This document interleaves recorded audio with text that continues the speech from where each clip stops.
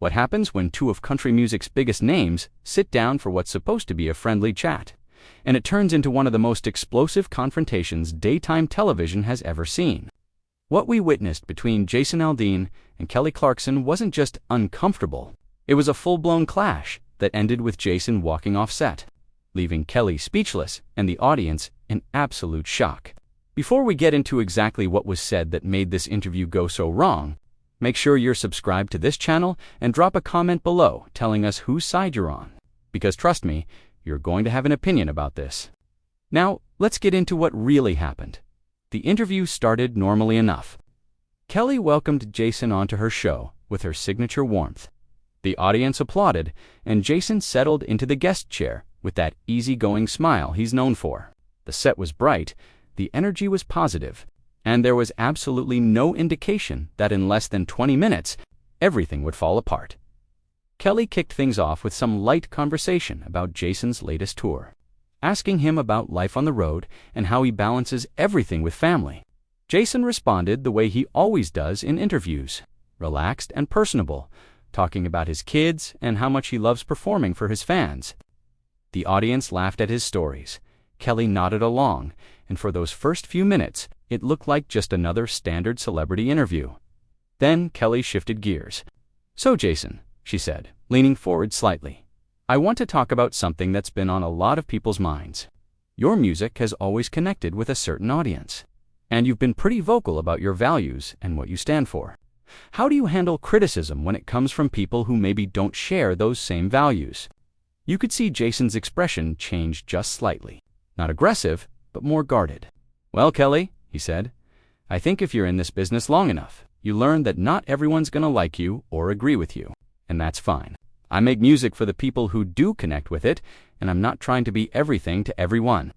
Kelly nodded, but there was something in her tone when she responded. "Sure, but don't you think as someone with such a huge platform, there's a responsibility to consider how your message lands with different communities, especially when some of your lyrics and imagery have been interpreted as divisive?" The audience got quiet. Jason's jaw tightened just a bit. "Divisive how?" he asked.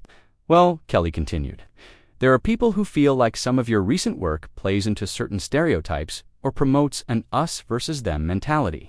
I'm not saying that's your intention, but perception matters, doesn't it?" Jason sat back in his chair. "Kelly, I think you're reading way too much into it. I write songs about real life, about how people actually live and think in small towns across America. If that makes some folks uncomfortable, maybe that says more about them than it does about me." Kelly's smile stayed in place, but her eyes were sharp. "But Jason, small-town America isn't a monolith. There are Black families, Latino families, LGBTQ people living in those same towns. When your songs paint this very specific picture of what small-town life looks like, aren't you kind of erasing their experiences?" The tension was becoming impossible to ignore now. Jason leaned forward. "I'm not erasing anybody, Kelly. I'm telling stories from my perspective, from what I know. Last time I checked, that's what artists are supposed to do. Nobody accuses you of erasing people when you sing about your experiences." "That's different, though," Kelly shot back, and now the friendly veneer was cracking. "I'm not wrapping my experiences in imagery that's been historically used to exclude people. Come on, Jason, you're a smart guy. You know what certain symbols and phrases mean to different communities." "What I know," Jason said, his voice getting harder, "is that I'm being lectured right now on national television about my own songs by someone who clearly came into this with an agenda." Kelly didn't back down. "It's not an agenda to ask you to think critically about your impact. Jason, you have millions of fans who listen to every word you say. Don't you think it's worth examining whether your message might be contributing to division in this country?" "Division?" Jason's voice rose slightly. "You want to talk about division? How about the division of telling half the country that their way of life, their values, their beliefs are somehow wrong or problematic? How about that kind of division, Kelly?" The audience was dead silent now. You could feel people shifting uncomfortably in their seats. Kelly's producers were probably having heart attacks in the control room, but Kelly herself wasn't backing down. "Nobody's saying your way of life is wrong, Jason. But when that way of life comes packaged with rhetoric that marginalizes other people, yes, that deserves to be questioned. That's not an attack on you personally. That's just asking you to consider the broader implications of your platform. Jason laughed, but there was no humor in it. You know what's funny, Kelly? When you sing about empowerment and independence, everybody celebrates it. But when I sing about the same things from a different perspective, suddenly it's problematic. That's not consistency. That's just deciding whose voice matters and whose doesn't. That's not fair, Kelly said, and now there was real frustration in her voice. My songs don't come with a side of excluding people who don't look like me or think like me. There's a difference between empowerment and gatekeeping, Jason. Jason's face was flushed now. I'm not gatekeeping anything. I celebrate where I come from, the people I grew up with, the life I know. If you've got a problem with that, that's on you, not me. Kelly took a breath, clearly trying to reset. Jason, I'm not trying to attack you here. I'm genuinely asking if you've ever considered that some of the language and imagery in your work might make certain people feel unwelcome or unsafe. Unsafe. Jason stood up slightly in his chair before sitting back down. Unsafe from what? From a song.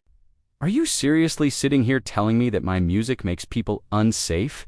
I'm saying, Kelly responded carefully, that words and images have power. They can include people or exclude them. They can make people feel seen or make them feel like they don't belong. And when you're as influential as you are, those choices matter. Jason was shaking his head. This is unbelievable.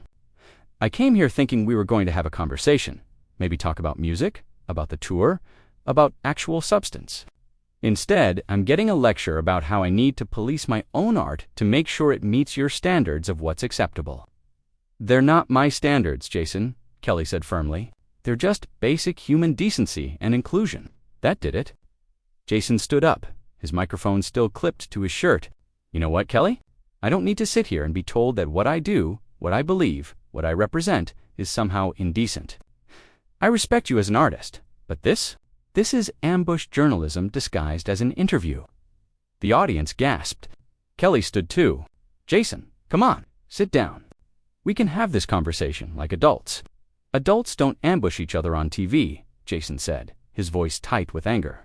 Adults don't invite someone onto their show just to tear them down in front of an audience.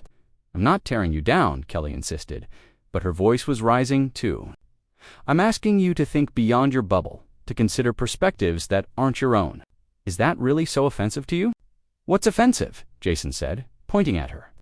Is being told that my perspective doesn't matter? That the people I represent don't matter?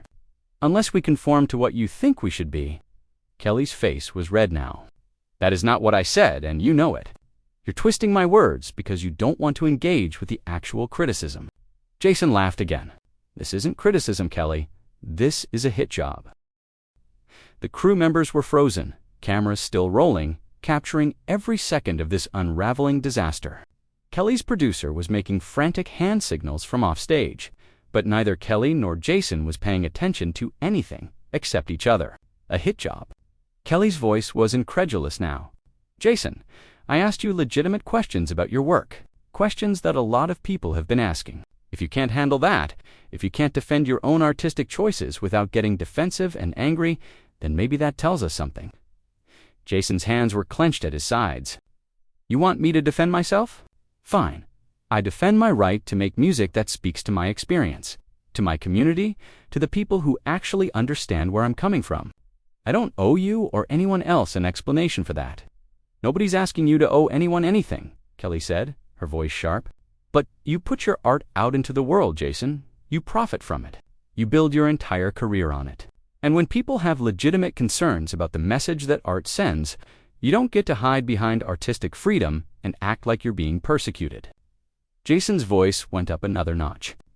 You're the one who brought me on here to grill me about my values, my lyrics, my supposed responsibility to people who aren't even my audience. And now you're acting like I'm the problem, because I won't sit here and apologize for being who I am. Kelly crossed her arms. See, that's exactly it right there. You keep making this about who you are as a person, but that's not what this is about. This is about the impact of your work. Those are two different things, Jason, are they? Jason challenged, because it seems to me like you're saying my work is problematic, which means you're saying I'm problematic. You can't separate the two. Kelly, my music comes from who I am, what I believe, how I see the world. If you've got an issue with my music, You've got an issue with me." Kelly shook her head firmly. "That's a cop-out, and you know it. Plenty of artists create work that evolves, that challenges their own assumptions, that grows beyond their initial perspective. You're choosing not to do that. You're choosing to dig in and act like any criticism is a personal attack. Because that's exactly what this is," Jason fired back. "This whole conversation has been you trying to make me admit that there's something wrong with me, with my music, with my fans. Well, I'm not going to do it, Kelly. I'm not going to stand here and trash the people who've supported me from day one just to make you feel better about your own biases." The audience was completely silent, but you could see people exchanging glances, some nodding, others shaking their heads. This wasn't just an argument anymore. It was a full-scale ideological battle playing out in real time. My biases? Kelly's voice dropped to a dangerously quiet level. "Jason, I grew up in Texas. I know small-town life. I know country music inside and out. Don't stand there and act like I'm some coastal elite who doesn't understand your world. I understand it just fine. The difference is, I chose to expand my perspective beyond it." "Oh, here we go," Jason said, throwing his hands up. "So because you decided to change, everyone else has to change too. Because you evolved, everyone who didn't evolve the exact same way you did is somehow less than. That's pretty arrogant, Kelly." Kelly's eyes flashed. "It's not arrogant to expect people to think critically about their impact. It's not arrogant to ask someone with your platform to consider that maybe, just maybe, some of the themes in your work contribute to making certain people feel othered or excluded. That's called empathy, Jason. That's called growth." "And what you call growth," Jason countered, "I call losing touch with where you came from. I call it forgetting the people who made you. I call it deciding that the values you grew up with aren't good enough anymore because they don't fit into whatever's trending in LA or New York." Kelly stepped closer to him, her voice intense. "That is so reductive. You're acting like the only two options are to never change anything about how you think, or to completely abandon your roots. There's a whole middle ground. Jason, you can honor where you came from, while also recognizing that not everyone's experience is the same as yours. You can celebrate your community without making other people feel like they're not welcome in it." "I'm not making anyone feel unwelcome," Jason insisted. "I'm making music. Period. If people want to project all kinds of meaning onto it that isn't there, that's their issue, not mine." "But it is there," Kelly pressed. "That's what I'm trying to get you to see. The symbolism, the language, the imagery, it's all there. And you can say you didn't intend it all you want, but impact matters more than intent. When people tell you that your work makes them feel a certain way, you don't get to just dismiss that." Jason's face was set in hard lines now. "So what do you want me to do, Kelly? You want me to apologize? You want me to say I was wrong? You want me to promise I'll make different music that you approve of? What exactly is the goal here?" "The goal," Kelly said, her voice rising again, "is for you to acknowledge that your platform comes with responsibility. The goal is for you to recognize that your words and images don't exist in a vacuum. The goal is for you to show even a tiny bit of willingness to consider perspectives outside your own echo chamber." Echo chamber. Jason's voice was loud enough now that even without the microphone, the back row could have heard him. "You're calling my life, my community, my entire worldview an echo chamber. While you sit here in your Hollywood studio, surrounded by people who all think exactly like you do, and lecture me about perspective. That's rich, Kelly. That's really rich." Kelly's composure was cracking completely now. "I'm surrounded by people from all different backgrounds. Jason, my crew, my staff, my friends, they're diverse in every sense of the word. Can you say the same? When's the last time you had a real conversation with someone who doesn't share your exact worldview?" "Every day," Jason shot back. "Every single day I interact with people from all over. My crew, my band, my fans, they come from everywhere. But the difference is, I don't see them as categories. Kelly, I don't sort them into groups and decide which ones deserve my consideration based on whether they fit your definition of marginalized or oppressed." Kelly looked like she'd been slapped. "That is not what I'm doing. Don't you dare twist this into me being the closed-minded one here. I'm asking you to be accountable for your art. That's it. That's all I'm asking." "No," Jason said, his voice hard as stone. "You're asking me to conform. You're asking me to filter everything I create through your political lens. You're asking me to second-guess every word, every image, every note, to make sure it doesn't offend someone somewhere. That's not art, Kelly. That's propaganda. The word hung in the air like a bomb. Kelly's mouth fell open. Propaganda. You think asking for basic human empathy and inclusion is propaganda? I think, Jason said slowly, that telling artists they can only create work that aligns with one specific political and social viewpoint is the definition of propaganda.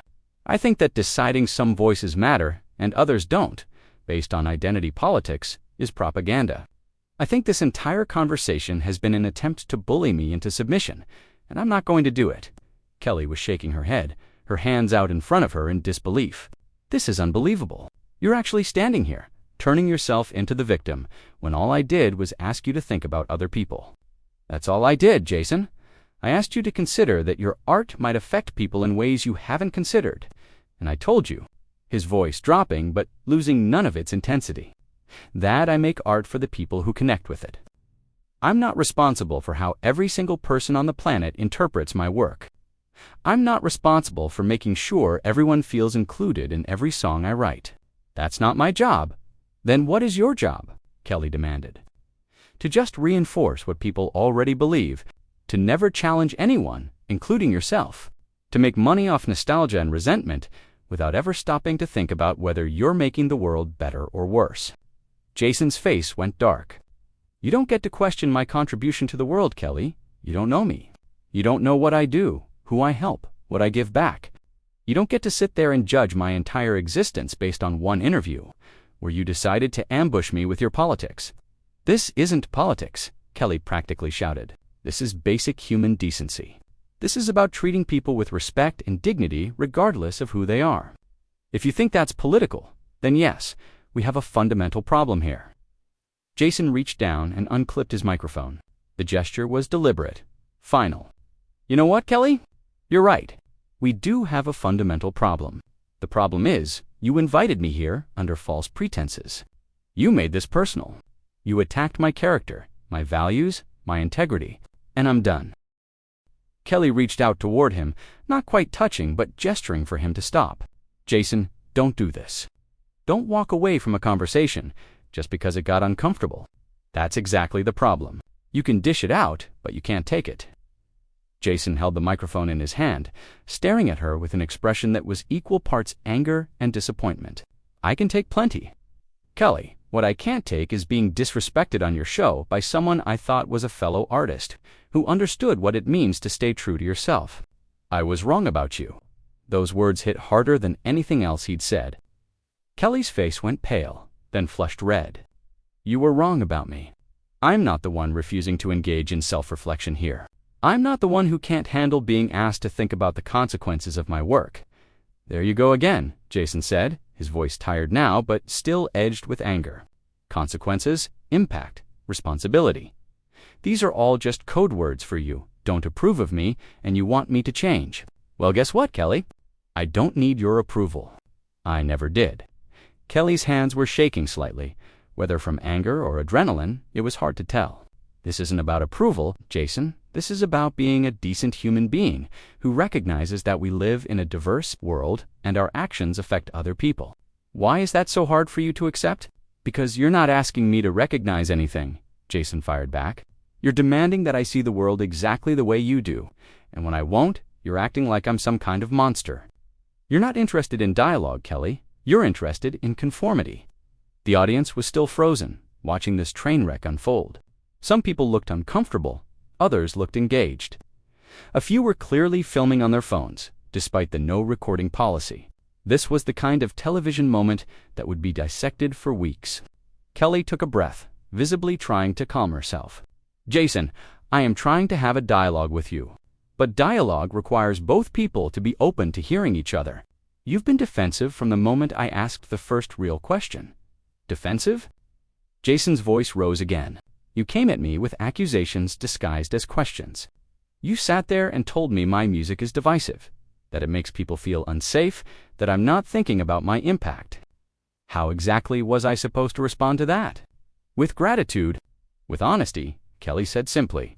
With a willingness to at least consider that maybe, just maybe, there's some truth to what I'm saying. But instead, you immediately went on the attack, acting like I'm the enemy just because I dared to challenge you." Jason shook his head slowly. "You're not the enemy, Kelly. You're just someone who's forgotten what it's like to have conviction. Someone who's so worried about offending people or saying the wrong thing that you've lost sight of what actually matters." Kelly's eyes narrowed. "And what actually matters, Jason? Your ability to say whatever you want without consequence. Your right to ignore how your words affect people. Your freedom to profit off division while pretending you're just an innocent artist." "What matters," Jason said, his voice low and intense, "is truth, authenticity, not bending yourself into whatever shape people demand you take. I make music that's real, that comes from the heart, that speaks to real experiences. If that's not good enough for you, if that somehow makes me a bad person in your eyes, then we have nothing left to talk about." Kelly stepped closer to him, her voice passionate now. "Truth and authenticity don't give you a free pass to hurt people, Jason. They don't excuse you from basic empathy. You can be authentic and still be wrong. You can be truthful about your experience and still be blind to how that truth lands for others. And you can be so focused on not offending anyone that you end up standing for nothing," Jason countered. "You can be so careful, so calculated, so worried about saying the right thing that you lose any sense of who you actually are. Is that what you want, Kelly? Is that what growth looks like to you?" Kelly's voice cracked slightly. "Growth looks like admitting when you're wrong. Growth looks like listening to people who are hurt by your actions and taking that seriously instead of dismissing it. Growth looks like being willing to evolve beyond what's comfortable. And yes, Jason, sometimes that means being careful with your words because you recognize they have power." "My words do have power," Jason agreed. "That's exactly why I'm not going to let you or anyone else tell me what I can and cannot say. That's why I'm not going to apologize for speaking my truth. And that's why I'm leaving right now, because this stopped being an interview and turned into an interrogation." He turned toward the exit, still holding his microphone. Kelly called after him, her voice desperate now. "Jason, please, just sit back down. Let's finish this conversation like adults." Jason turned back to face her, and his expression was almost sad. "Kelly, we're not having a conversation. We haven't been having a conversation this entire time. You had an agenda coming into this, and nothing I could have said would have changed that. You wanted me to be the villain in your story, and when I wouldn't play along, you got angry. That's not dialogue. That's theater." Kelly's face crumpled slightly before hardening again. "That is not fair. I came into this wanting to have a real talk with you about real issues. You're the one who couldn't handle it. You're the one who turned it into a fight." "I turned it into a fight." Jason's voice was incredulous. "Kelly, you literally started this by calling my work divisive. You questioned my character, my values, my understanding of responsibility. You did everything but call me a bigot outright. And now you're acting shocked that I'm not okay with that?" "I never called you a bigot," Kelly said firmly. "I asked you to think critically about your impact. There's a difference."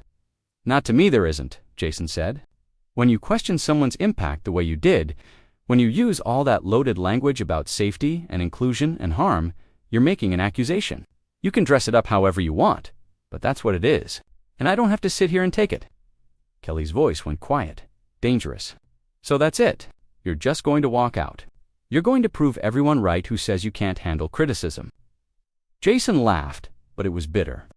"Criticism? Is that what you call this?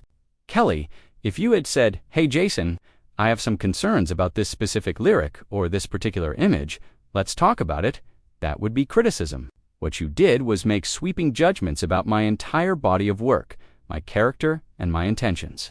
That's not criticism. That's condemnation.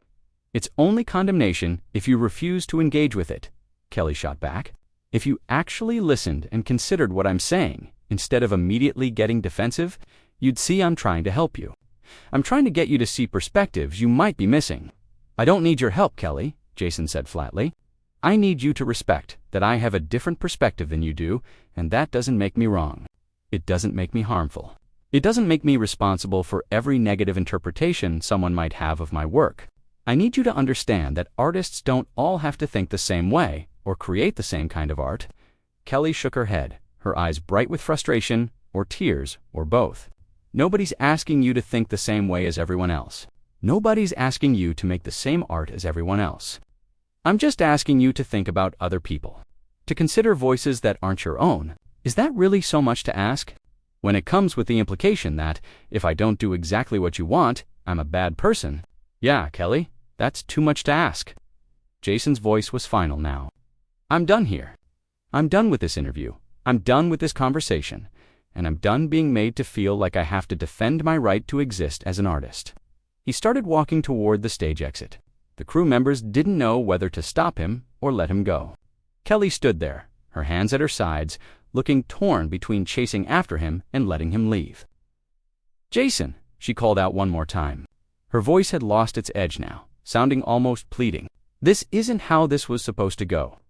Jason stopped at the edge of the stage, not turning around. Then maybe you should have thought about that before you decided to use your platform to take me down. He paused, then added, I respected you, Kelly. I really did. But this was beneath you. And with that, he walked off the stage. The cameras followed him as far as they could before losing sight of him in the wings. Kelly stood in the middle of the set, looking shell-shocked, the audience utterly silent. You could hear nothing but the hum of the studio lights and the distant sound of Jason's footsteps disappearing down the hallway. Kelly turned to face the audience, her face a mixture of emotions that were hard to parse. She opened her mouth to say something, closed it, then opened it again. She started, her voice shaky. I don't even know what to say right now. So what do you think? Was Kelly right to push Jason on these questions, or did she cross a line? Was Jason justified in walking out, or should he have stayed and continued the conversation? Drop a comment below with your thoughts. And make sure you're subscribed so you don't miss any of our coverage of the biggest moments in entertainment. And here's the real question I want you to answer. If you were in Jason's position, would you have walked out, or would you have stayed and fought back even harder?